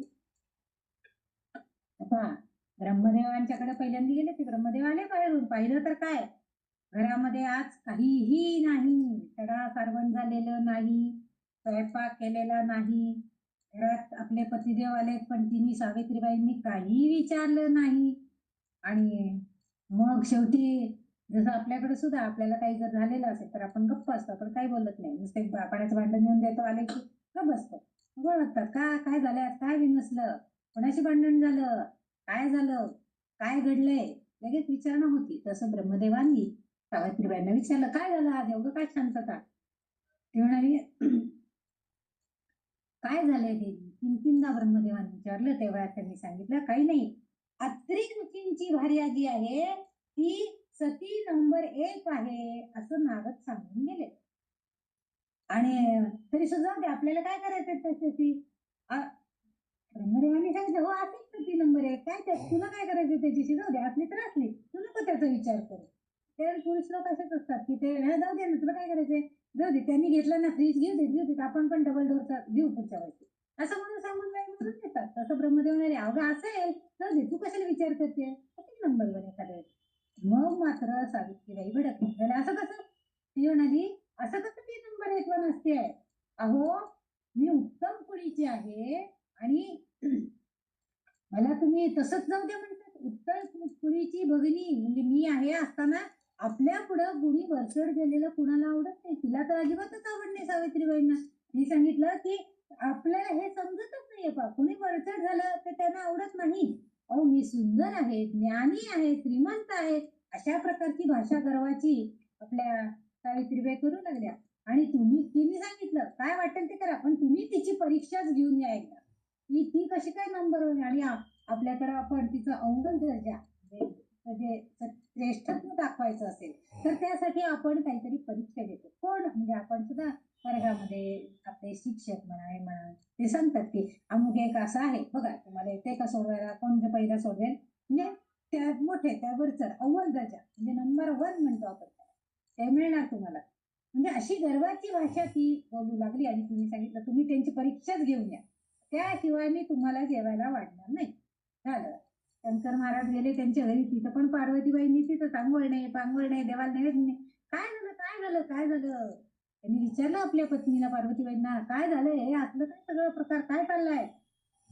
मग तिने सांगितलं की मी नाराज आहे, मी उडीत सती यज्ञामध्ये आहुती देऊन त्याच्यातनं पुन्हा पुनर्जन्म घेऊन आले आणि तुमच्याशी विवाह केला. मी कशाची आसक्ती घेतली नाही. तुम्ही असे भोळे सांब निष्कांचन विरक्त असणारे अशांशी मी विवाह केला आणि मी सती तर ती कशी काय श्रेष्ठ सती होऊ शकते? चला म्हटली तुम्ही पण त्यांची परीक्षा घेऊन या. ते म्हणाले देवी त्याच्यासाठी कशाला भांडायचं, आपण आपले शांत राहायचं, असेल तिचा नंबर पहिला. शंकर वळायचे त्यांनी आपण सांगितलं कशाला भांडतेस तू, असेल तिचा नंबर पहिला, तुला शांत. असं कसं म्हटले? तुम्ही काही झालं की लगेच तिसरा डोळा उघडता ते चालेल, तांडव केलं तरी तुम्ही चालतं आणि मी जराशी किंवा मी तांडव केलं तर मग मला का उपदेश करताय? म्हणजे तुम्हाला जरा जर गैर काही दिसलं तर तुम्ही लगेच तिसरा डोळा उघडता, तांडव नृत्य सुरू करता. त्यामुळं मी पण असंच तुमच्यावर केवळ सहकार पुकारलाय, मी काही करणार नाही, स्वयंपाक करणार नाही, काही नाही. आधी तिची परीक्षा घेऊन ना, तिचा नंबर पहिला कसा. बिचारे शंकर भोळेच ते शेवटी ते बाहेर येऊन बसले. काय करावं, ही बाई काय ऐकत नाहीये, आता कसं काय करायचं. विष्णूकडे गेले. विष्णू गेले, ते म्हणाले का हो आज काही दिसत नाही. समजावण्याचा प्रयत्न केला. नच सुंदरी करू कोपा मजवरी धरी अनुकंपा, नच सुंदरी करू कोपा मजवरी धरी अनुकंपा. गाणं म्हणून विझवण्याचा प्रयत्न केला. का रुसली सुंदरी, तू जगामध्ये त्रिपुर सुंदरी तू आहेस आणि तुला असं रुसायला काय झालं, कशाला रुसलीस. हा हा म्हटली, तुम्ही उगीच माझी खोटी खोटी स्तुती करू नका, मी सुंदरी वगैरे काही नको मला असली स्तुती. अशा प्रकारे त्यांनी बातमी आणली नारद ऋषींनी की जगामध्ये अत्री ऋषींची भार्या सती नंबर 1 आहे. मग तिचं सतीत्व जास्त आहे म्हणतात. तिकडे काय, त्याच्यानंतर तुम्ही काय आहे ते आधी बघून या, ताडून या, नक्की ती श्रेष्ठ आहे का, मग तुम्हाला जेवण खायला मिळेल. चला म्हटले, आता काय जेवण तर मिळणार नाहीच आहे, काय बाहेरून जाऊन आलंच आहे. तिघे इथे शंकरही आले, ब्रह्मदेवही आले आणि विष्णूही आले. म्हणाले अरे काय जेवणाची वेळ झाली, दुपारी 12 वाजून गेले पण काहीच नाहीये. अत्री ऋषी मात्र त्यावेळेस अद्वितीय स्नानाला गेले होते. द्वितीय स्नानाला म्हणजे दुपारच्या माध्यान्ह स्नानाला बाहेर पडलेले होते. आपल्याकडे पद्धत आहे, उष्णकटिबंधामध्ये आपण आहोत, त्यामुळं तिन्ही त्रिकाळ संध्या आणि तिथं गंगा नदी वगैरे आहे, तिथं ऋषी लोक वगैरे वास्तव्य करून असतात. ते तिन्ही त्रिकाळ स्नान संध्या करत असतात आणि तिथंच बहुतेक जास्त पूर्वीच्या काळी नदीकाठीच वस्ती जास्त असायची, त्यामुळे तिथंच ते राहत होते. कारण नदी म्हणजे पाणी आणि पाणी जे जीवन आहे ते आपलं, आणि त्यामुळे त्रिकाळ स्नानाची पद्धत आपल्याकडे होती. त्रिकाळ गायत्री मंत्र जप करण्याची पद्धत होती आणि ते या भारतीय संस्कृतीमध्ये सुद्धा फैलावलेलं आहे. पूर्ण जगामध्ये भारतीय संस्कृती उच्च स्थानावर आहे, ते याचसाठी आहे कारण तिचं सगळंच उच्च आहे. सर्वे तु सुखिना संतु सर्वे संतु निरामया, अशी त्या भारतीय संस्कृतीने मागणी केलेली की सगळ्यांना सुखी ठेवायचंय, माझ्या पुरतं बघायचं असा स्वार्थ वृत्ती या संस्कृतीमध्ये आपल्याला कधी शिकवलेली नाही. आपली संस्कृती म्हणूनच थोर आहे. असं म्हणून असताना कोणाबद्दल इथं कशासाठी आकस करायचं आहे असं ह्या तिन्ही देवांच्या मनामध्ये आलं. पण आता बायका काय कोणाबद्दल स्त्रिया म्हणजे कोणाबद्दल आकस नाही, अशा स्त्रिया जगामध्ये जन्माला यायचं फार अवघड गोष्ट आहे. सर्वजण सुखी राहे, पण आता मात्र हे तिघही जण आता तिची परीक्षा घ्यायला जायला पाहिजे, कारण बायका रागवले, रागवा रुसवा तरी काढायला पाहिजे. रागवलेल्या बायका जेवण खाण मिळणार नाही, पुन्हा जरी घरी गेले तरी गेले त्या तिथं. तर अनुसुया या ज्या होत्या त्यांनी 12 वाजण्याची वेळ आहे, सगळं अंगण सारवलेलं, सुंदर रांगोळी काढलेली, बाहेर झाडं फुलं पुष्प सगळे लता फुलांनी लगडलेले, आणि त्यावेळेस काही कशासाठी तरी बाहेर आल्या आणि बाहेर ऊन तापलेलं अशा त्या बाहेर आल्या.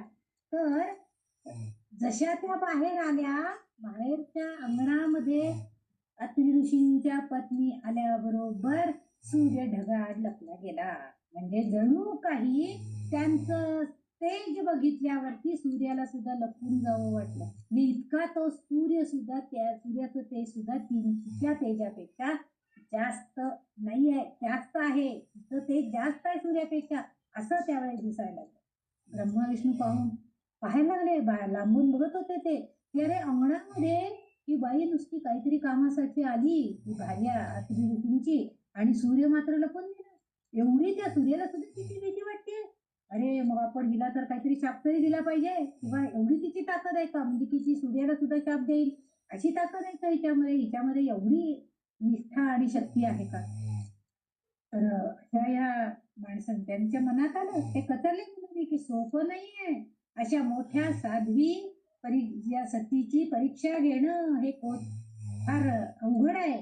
त्यामुळं त्यांनी तरी सुद्धा मनात धाडस एकवटून त्यांनी त्या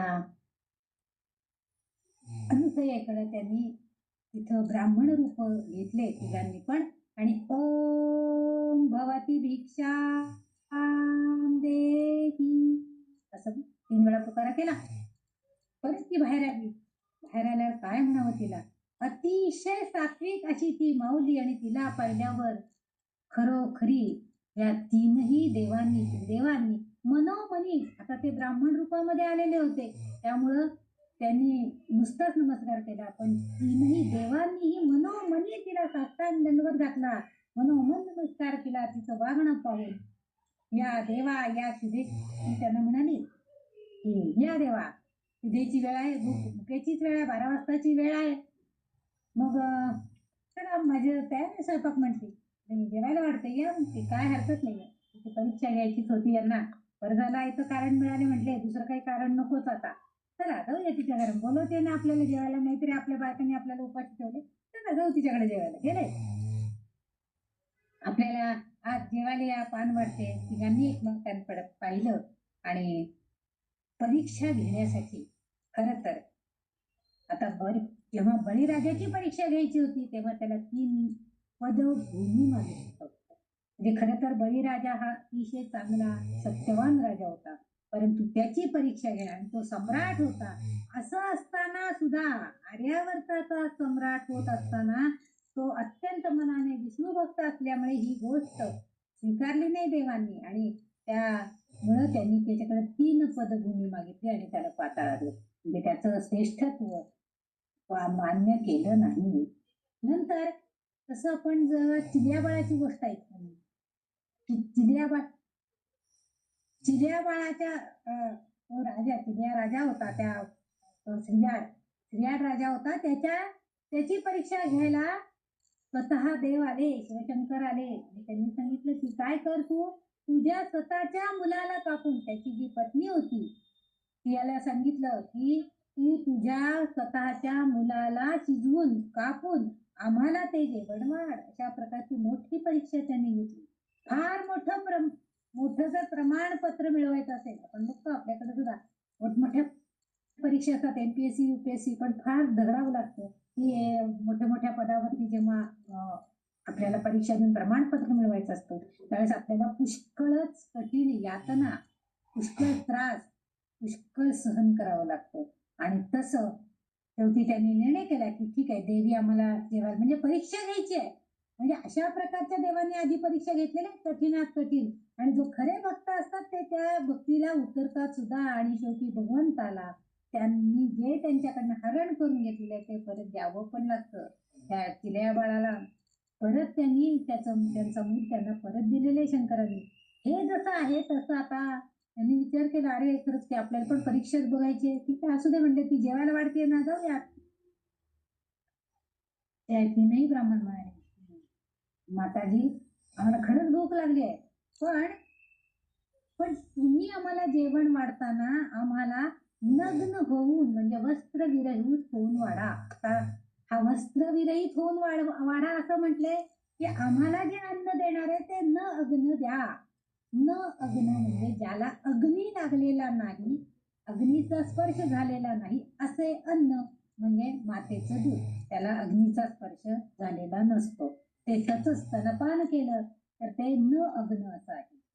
बऱ्याच ठिकाणी ह्या शब्दावरती बरेच जण वाद म्हणजे करतात की असं नग्न होऊन वाढा, वस्त्र विरहित होऊन वाढा वगैरे, ही कशी अपेक्षा आहे, तसा अर्थ नाहीये. तर आम्हाला म्हणजे ही सती तितकीच विद्वान आणि तितकीच चतुर होती, ऋषींची पत्नी होती ती, तिच्याकडे तेवढीच विद्वत्ता होती. तिने ओळखलं की हे जे ब्राह्मण आलेले आहे की तिने ती म्हणली ठीक आहे, कारण तिला माहित होतं की अशी मागणी करणारे जे लोक आहेत, असं माझ्याकडे मागतायत, याचा अर्थ हे कोणीतरी भूतलावरती वेगळेच लोक, हे दैवलोकातून हे कोणीतरी परीक्षा घ्यायला किंवा काहीतरी अघटित घडणार असेल म्हणून हे आलेले असतील असं तिच्या मनामध्ये आलं. आणि ती म्हणली ठीक आहे, हरकत नाही म्हटली की वाटते आजपर्यंत अशी कोणी मागणी केलेली नाहीये आणि माझ्यासारखीशी तर कोणीच केलेली नाही, पण काही हरकत नाही. मी माझ्या अत्री ऋषींच्या शिवाय जगामध्ये मी कुणालाही परपुरुषाला, तेच एकमेव माझे पती आहेत आणि त्याबद्दल मला काहीच वाटत नाही. कारण पतीची चरण सेवा करणं हेच माझं ध्येय आहे, आणि पतिचरणांच्या सेवेने जे काही पुण्य मला प्राप्त झालेले आहे त्याच्यामुळं माझ्या मनात तुम्हाला नग्न होऊन वाढण्याची भीती अजिबातच आलेली नाहीये. आणि भारतीय स्त्री जी आहे तिला पती हेच जीवन असतं, पतीच छाया, पतीच भूषण.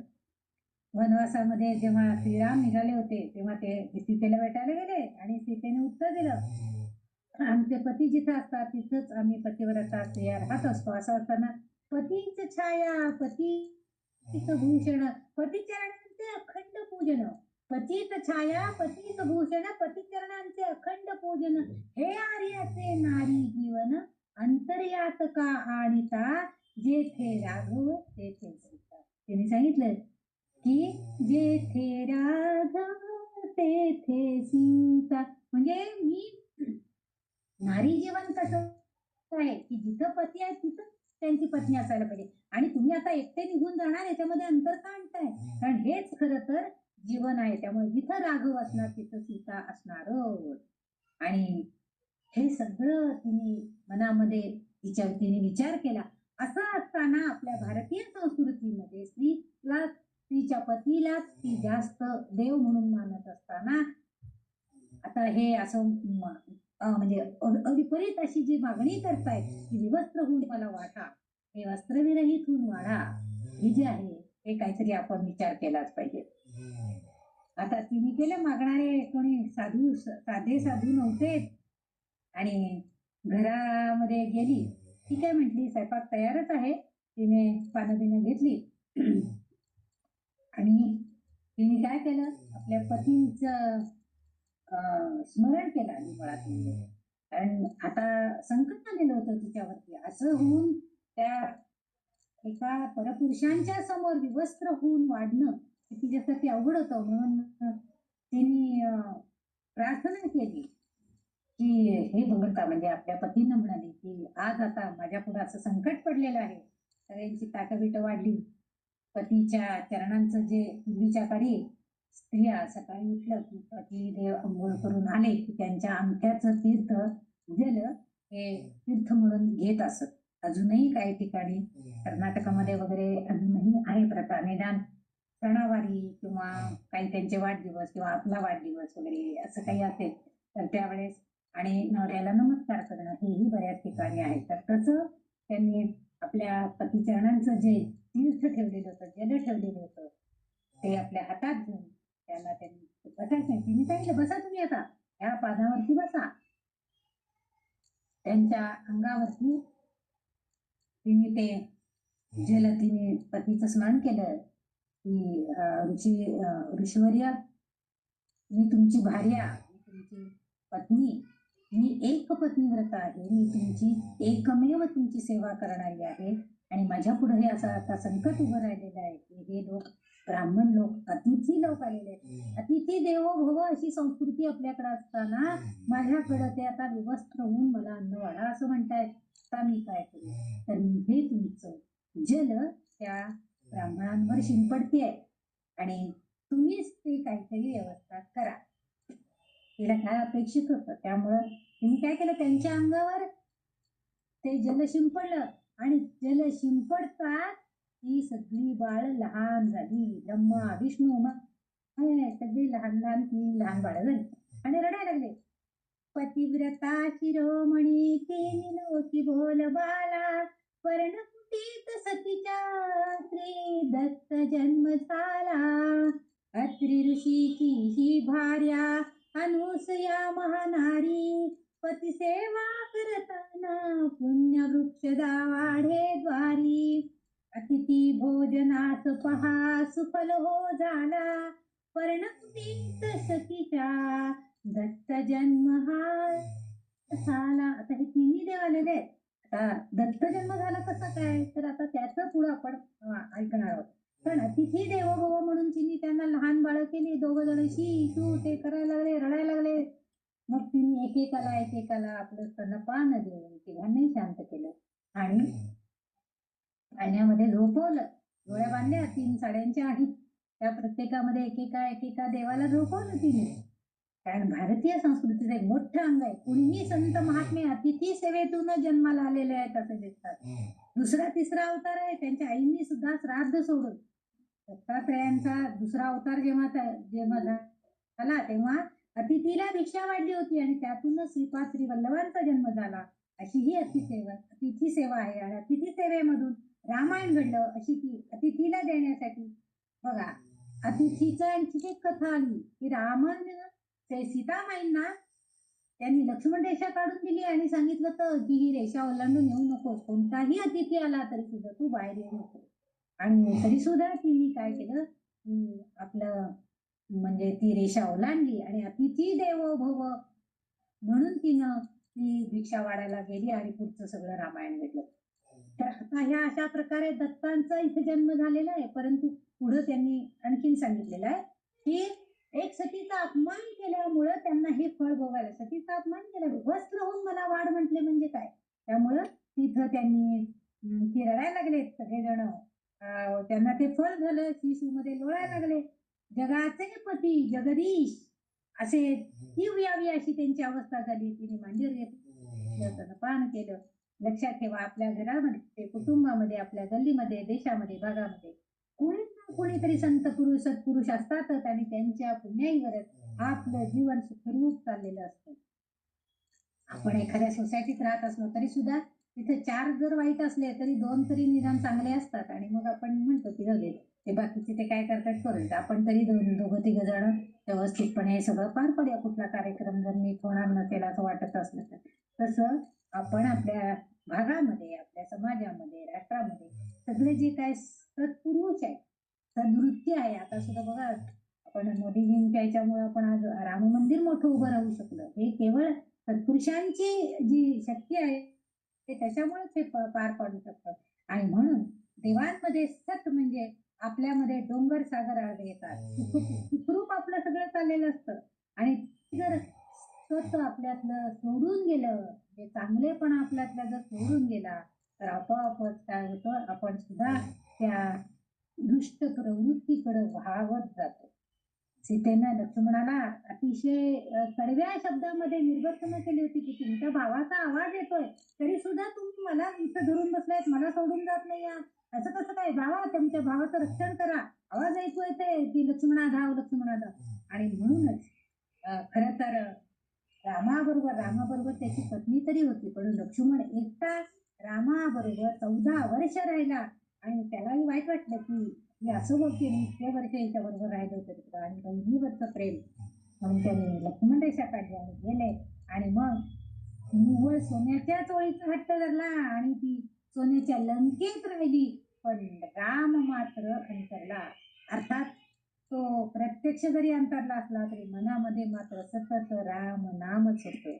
आणि त्यामुळे तिला आता त्या लंकेमध्ये सुद्धा गोड वाटत नव्हतं, चिरंतन चिंतन चालू होतं. म्हणजे त्या लक्ष्मणासारख्या सत्प्रवृत्तीच्या माणसाचा अपमान केल्यामुळं लगेचच सीताला बघा कशी अवस्था प्राप्त झाली. चिरंतन घेते आहे परंतु त्याच्यापासून मात्र लांब आहे, रामापासून लांब आहे. राम नाम सतत रामाचं चिंतन ती करते. आणि तसंच बघितलं तर विभीषणाचा अपमान केला रावणानं आणि 6 महिन्यामध्ये सगळ्या लंकेत वाटोळं झालं. विदुराचा अपमान झाला आणि महाभारतामध्ये संबंध कौरव सैन्याचं वाटलं. म्हणजे संतांना आपल्याला ओळखता यायला पाहिजे. ह्या सतीनं अत्रि ऋषींच्या पत्नीनं तिने ओळखलं होतं की हे सगळे जण संत सज्जन आहेत, परंतु हे आपली परीक्षा घेण्यासाठी आलेले आहेत आणि म्हणूनच आपण आपल्याला त्यांना ओळखण्याची सवय लावली पाहिजे. म्हणून आपण काय करायला पाहिजे तर त्यांचे नेहमी स्मरण केलं पाहिजे. म्हणजे ओळखण्याची सवय केव्हा होती, संतांचं वरचं रूप आपल्याला कळतं हो, परंतु ते प्रत्यक्ष कसे आहेत तर ते आपल्याला कळलं पाहिजे. म्हणजे त्यांच्या स्वरूपाचं नामस्मरण सतत आपल्या त्या मुखामध्ये, म्हणजे संतांची भक्तांची वरची रूप पाहिली तर आपण वेगळी असतात. गजानन महाराजांना पाहिलं तर आपल्याला बघितलं आपण ते कसे म्हणजे ते उष्टापत्रावळी शोधन करत तिथे आलेले होते, परंतु ज्यांनी त्यांना ओळखलं ते कसे होते तर त्यांना कळले नव्हतं की ते सगळे म्हणजे हे मोठी विभूती आहे, हे मोठे संत पुरुष आहेत, हे त्यांनी ओळखले होते. तसंच हिने सुद्धा ओळखलं होतं. म्हणजे वरची रूप वेगळी आहेत परंतु अंतरामध्ये ते ब्रह्मस्वरूप आहे.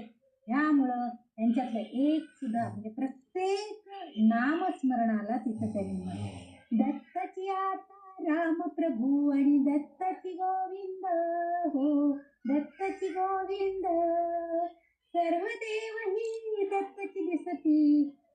पुढे छंद, असा पुढे छंद. गुरु कृपेने गुरुपदी आलो, भजनामधला शब्द गाहलो. गुरु कृपेने गुरुपदी आलो, भजनामधला शब्द गाहलो.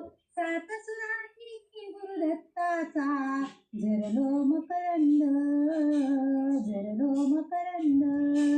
दत्तची आता रामप्रभू आणि दत्तची गोविंद, सर्व देव ही दत्तची दिसती, असा पुढे छंद. त्रिमूर्तीचा महिमा जगती, ब्रह्मांडाची सूत्रे हाती. त्रिमूर्तीचा महिमा जगती, ब्रह्मांडाची सूत्रे हाती. सर्व सोपवा दत्तच्या हाती, मिळवा स्वानंद, मिळवा स्वानंद. दत्तची आता राम प्रभू अन दत्तची गोविंद. पुढचं कडवं अतिशय चांगलं आहे, लक्षात ठेवा. जसा भेदना देवापाशी, जसा भेदना देवापाशी, सदा तसा भेदना भक्तापाशी, तसा भेदना भक्तापाशी.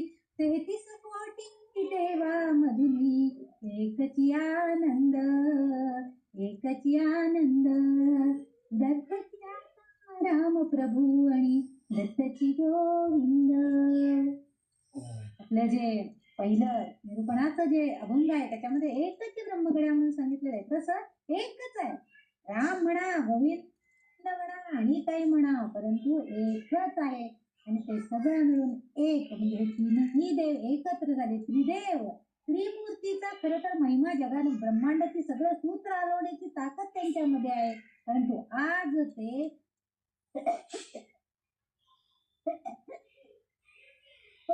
लहान बाळ होऊन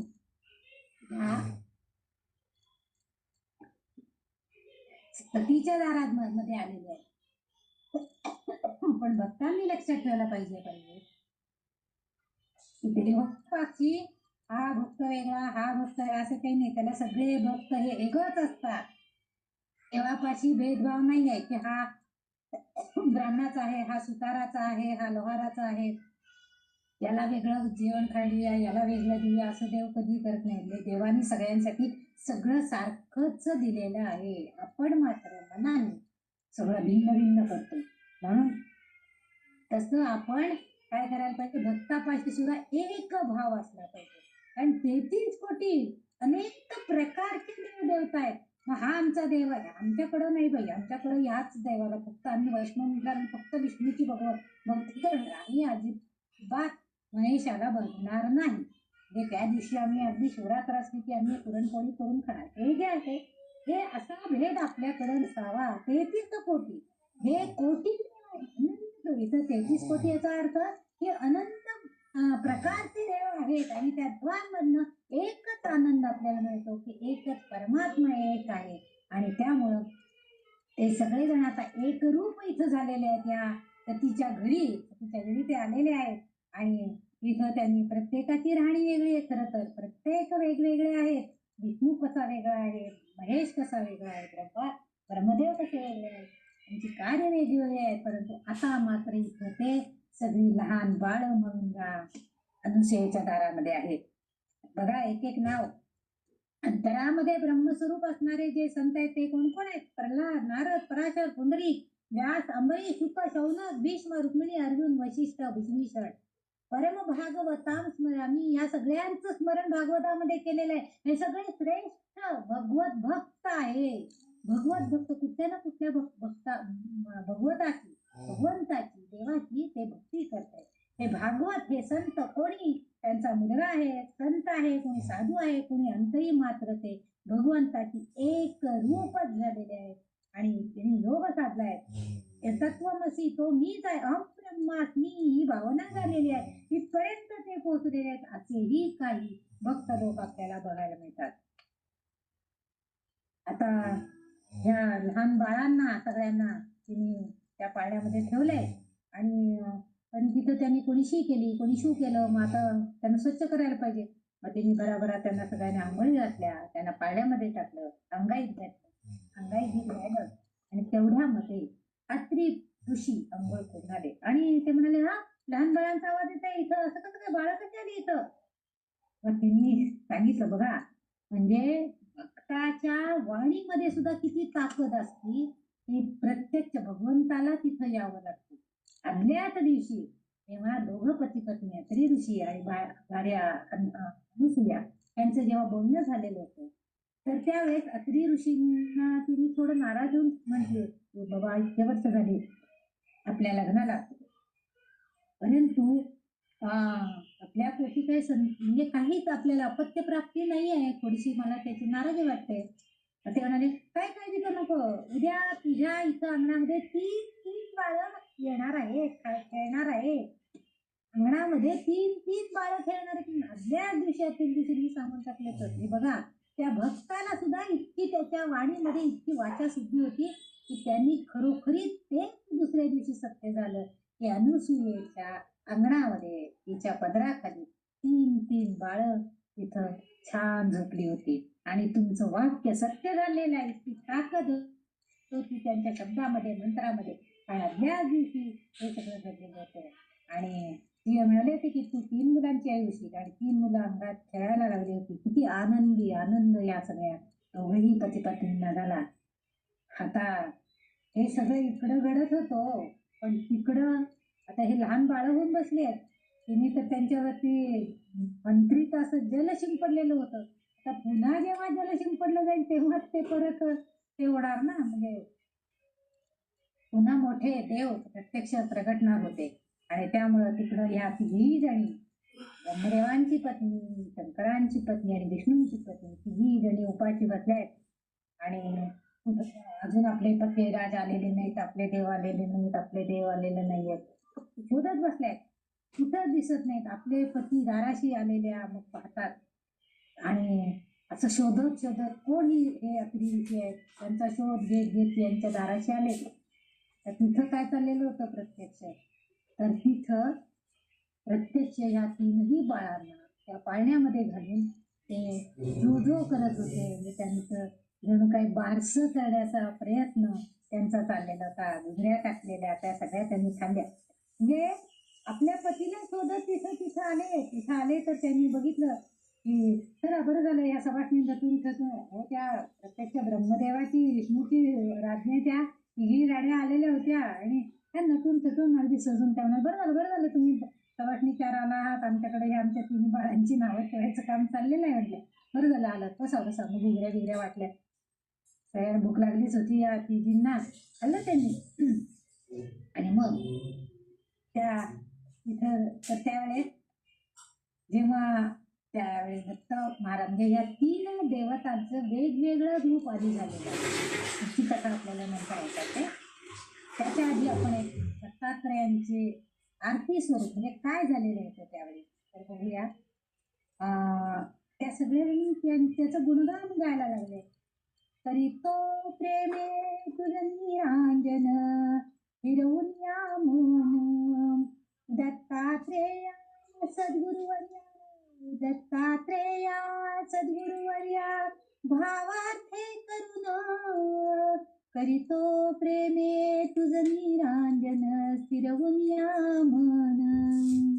त्यांनी अशा तऱ्हेनं त्या तीनही देवांच्या प्रार्थना चाललेल्या होतात. आता पुढे आपण त्यांचा प्रत्यक्ष देवांचा अवतार झाला म्हणजे दत्ताचा अवतार झाला की मग आपण पुढचे सगळे आरती म्हणा त्यांच्या म्हणजे त्यांच्या आरती करण्याचं काम म्हणजे थोडक्यात त्यांच्या बारशाला औक्षण करून त्यांचं बारसं करायचं काम आता तिथं चाललेलं होतं.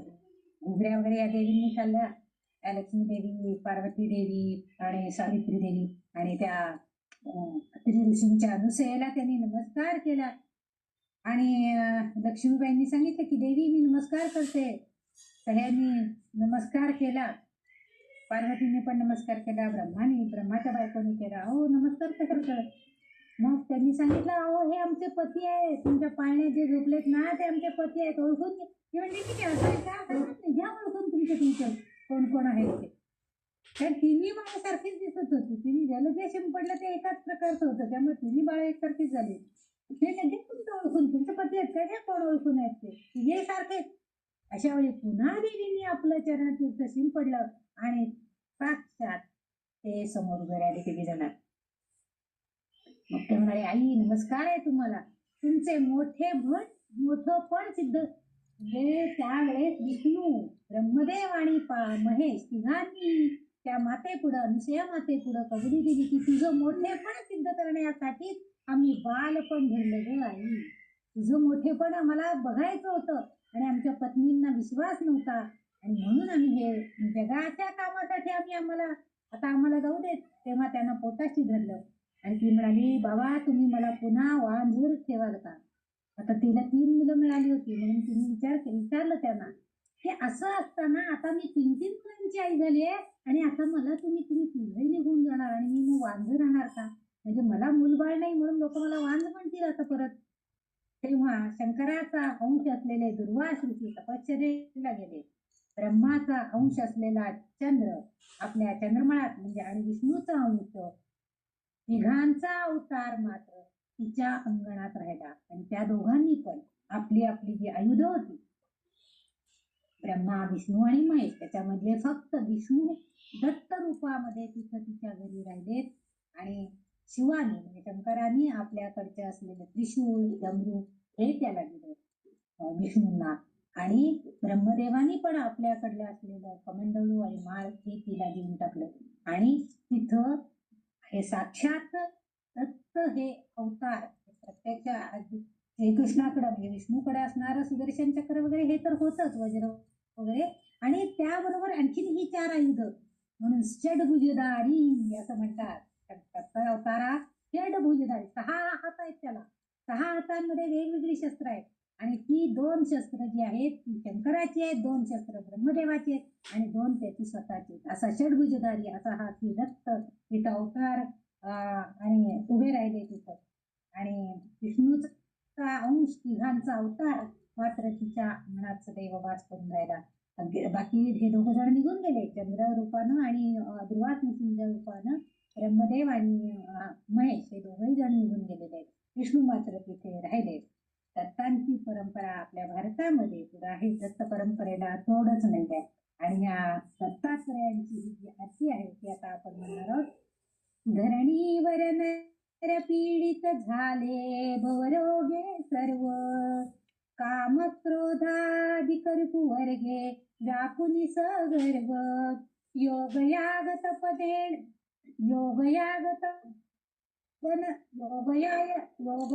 तपदान नेणती असताही अपूर्व, सुलभ पडे निज भजने त्यासी उद्धरी जो सर्व. सगळ्या धरणीवरती सुरवर नर पीडित झालेले होते आणि काम क्रोध, बघा या तिन्ही देवींच्या मनामध्ये सुद्धा काम क्रोध आला होता, तिच्याविषयी संशय उत्पन्न झाला होता, लोभ उत्पन्न झाला आणि म्हणूनच ही सगळं शेवटी घडलेले. अत्रि मुनींच्या सदनी तिनी देव भुके येती, भिक्षुक होऊनी अनुसये प्रती बोलती त्रयमूर्ती, नग्न होऊनी आम्हा प्रती द्या अन्न सेवदती, परसुनी होऊनी नग्न अन्न दे, परसुनी होऊनी नग्न अन्न दे, तव ते शिशु होती, तरी तो प्रेमे तुझ निरांजन स्थिरवूनिया मन, दत्तात्रेया सद्गुरुवर्या भावार्थे करुण, करीतो प्रेमे तुझ निरांजन स्थिरवूनिया मन, दुर्वासाभिधमौनी जाहला शंभू प्रथमेंद्र, ब्रह्मदेव जो जाहला चंद्र, जाहला तो उपेंद्र, दत्तात्रेयो जो वितनिंद्र, तो तारक योगींद्र,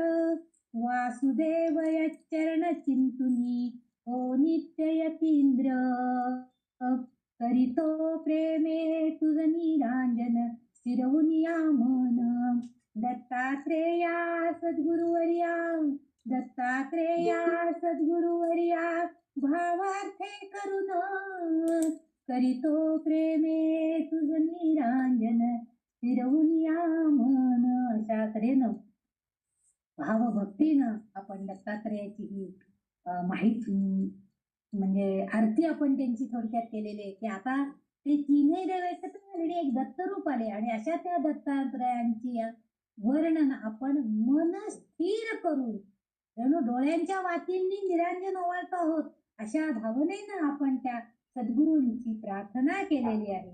दत्ताची परंपरा ही अत्री माऊलींमुळे आपण पुढे गेलेले. आपण आणखीन एक दत्ताचं गाणं गाणार आहोत की अत्री मुनींच्या पत्नीच्या मनामध्ये त्यावेळेस काय आले, ऐसे दैवत मला लाभले भुवरी, ऐसे दैवत मला लाभले भुवरी, मूर्ती दत्तात्रेयांची असे मजंतरी, मूर्ती दत्ताची असे न तरी, ब्रह्मा विष्णू महेशाचे एक रूप ही तरी, अत्री ऋषींचा अमर दीप हा जन्मला सती अनुसये घरी, ऐसे दैवत मला लाभले भुवरी, मूर्ती दत्तात्रेयाची दीनबंधू दिगंबर दया सागरू,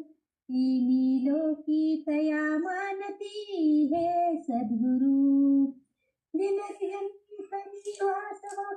घरी मूर्ती दत्तात्रयाची ऐसे दैवत मला लाभले भुवरी. दत्तात्रय भगवान की जय. अशा तऱ्हेनं दत्तात्रयांचा जन्म झालेला आहे. दिगंबरा दिगंबरा श्रीपाद वल्लभ दिगंबरा अशा प्रकारे माऊली अनुसेने एकची ब्रह्मगड्या जगामध्ये एकची ब्रह्मगड्या ते पती रूपानं झाले, ते ब्रह्मा विष्णू कृपेने अंगणात आले. म्हणजे एकच आपल्या पतीला एकच ब्रह्म आहे असं मानून तिने जी पतिसेवा केलेली होती ती पतिव्रता शिरोमणी ठरली आणि तिच्या अंगणामध्ये एकच दत्तात्रय रूपानं षडभुजधारी असं त्याचं वर्णन केलेलं आहे. असं ते दत्तात्रय तिथे म्हणून तिला एवढा मोठा सन्मान पतिव्रता शिरोमणी असा मिळाला. आपणही आपल्या जीवनामध्ये सती म्हणजे काय, तर सती म्हणजे सत्यानं चालणारी, सत्य मार्गावर चालणारी, असं सतीत्व आपल्याही पदरी पडावं अशी भगवंताला प्रार्थना करूया. जय जय रघुवीर समर्थ. जय जय दत्त दिगंबरा दिगंबरा स्वामी मला भेट द्या हो, दत्ता दिगंबरा या हो, स्वामी मला भेट द्या हो. सदा सर्वदा योग तुझा घडावा, जे कारणी देह माझा पडावा, उपेक्षू नको गुणवंतानंता, रघुनायका मागणे हीची आता. जय जय रघुवीर समर्थ. पुंडलिक वरदा हरी विठ्ठल श्री ज्ञानदेव तुकाराम दत्तात्रय भगवान की जय. जय जय दिगंबरा दिगंबरा श्रीपाद वल्लभ दिगंबरा.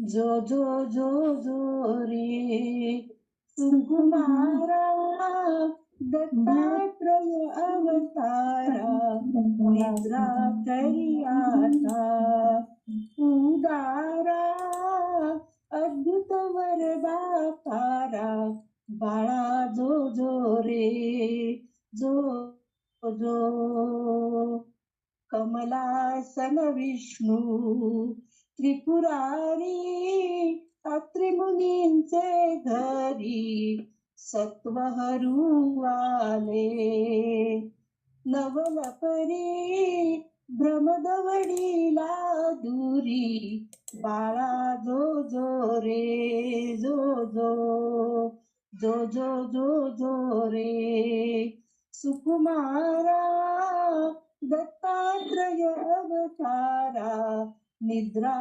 करियाता उदारा, अद्भुत वरदातारा, बाळा जो जो रे जो जो.